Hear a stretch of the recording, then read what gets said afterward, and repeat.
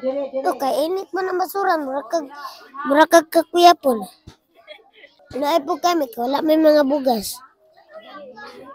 Basta makakita ko bugas, kaya dalhin ako. Bugas? Asa makita bugas? Basuran. Di mo ra din yung kaunan. Oh.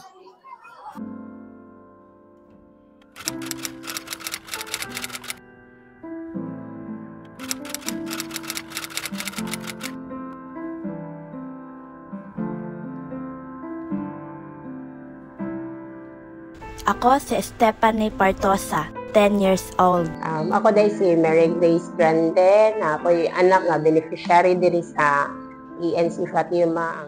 Ako si Sean Carl Grande, 20 years old, o isa ka scholar sa Archdiocesan Nourishment Center. Once the seed of faith takes root, it cannot be blown away, even by the strongest wind. And now, that is a blessing. The Archdiocesan Nourishment Center believes that every child, no matter how underprivileged, carries the seed of potential. Through nourishment, education, and unwavering support, we strive to provide the sunlight and water these seeds need to grow. Usahay nagalisod gyud mi panag sa mahutan mi og kwarta, panag sa wala mi pangpalit og bugas. Pero sukad nagsugod ang ANC PME, nakaapil ako sa feeding program diri sa PME. At the moment, the construction of ANC PME is still ongoing, but it doesn't hinder us from conducting our feeding programs for the children. However, ANC is not just about feeding hungry bodies. We are cultivating minds, nurturing spirits, and empowering lives.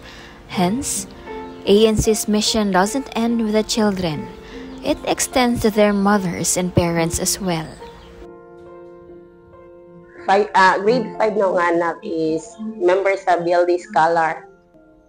Sa financial siguro, lisod as in. Kung wala na scholar kung anak college, wala di siya kasi. Ang ANC nagakandak sa mga parents ng mga training or napoy sila mga talk regarding sa mga sa family, pag-handle sa pamilya. By supporting and uplifting the very roots of these families, we help create an environment where hope flourishes, resilience grows, and entire households are transformed. Hi, I'm Carissa. I'm from the Dayao Center. We have been coming to ANC Fatima for the past 2 years. So we have been coming here to give talks on virtues. And at the same time, we also have activities like cooking, crafts. It makes us all joyful to share what we know with them. So really, we see the need to form the mothers. Because if we form the mothers, we form the family. Like a tree whose roots grow deep to anchor it through storms, we aim to provide a strong foundation for children, grounded in love, dignity, and faith. Moreover, we continue to believe that knowledge is the sunlight that helps dreams grow, making education another vital part of our mission. Through the ANC Scholars Program, we place great importance on the education of our children, opening doors to a brighter future. Actually, plan kong mag-stop o college kay gipit yun financially na dili yun makaya sa kong magpapa nga magpaskwilas ko. Ang akong mama is isa lang ka housewife, nagabantay sa akong mga igsoon, sa akong tulo ka manghod. Niya akong papa is truck driver helper lang, which is iyahang monthly salary is dili jud enough para sa mga mag-igsoon. So hinaot tungod sa ANC, Tagahan ko lang opportunity kaya para makapadayon sa akong pag-eskwela. Di na ako magunauna sa akong tuition, sa akong gastusan sa examination sa eskwelahan.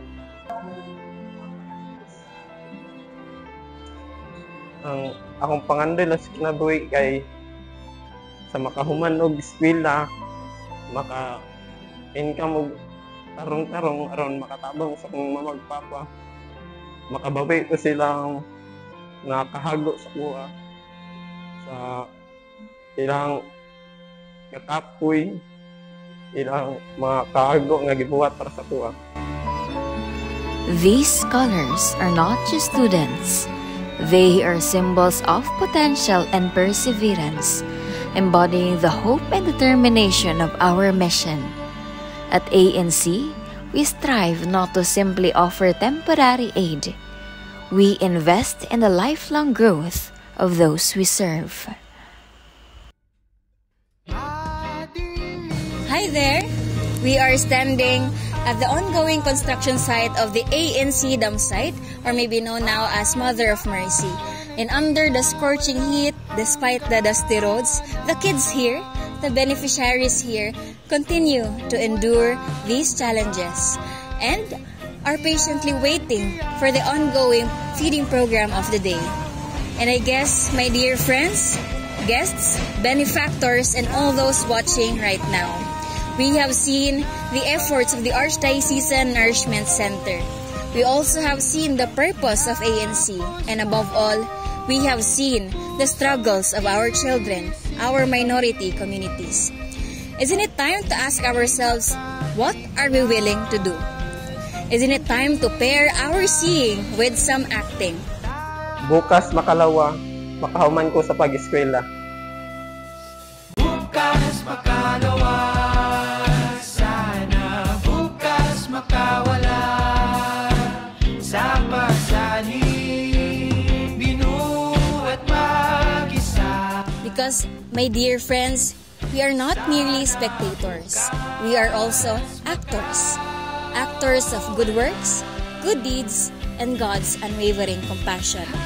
Maong, with our collective efforts, sabay-sabay tang manghinaot, nga ugma apuhon o bukas makalawa.